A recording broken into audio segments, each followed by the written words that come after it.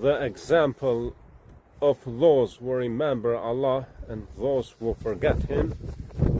It's like the living house and the dead house. Those who don't remember Allah, they are just like the dead house. A house in which there is no happiness, no life there. So these houses are destroyed. In the other hand, those who remember Allah, their example is like the living house.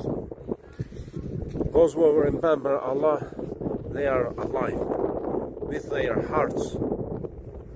So the true life is the life of the heart. And you cannot be alive only if you remember Allah.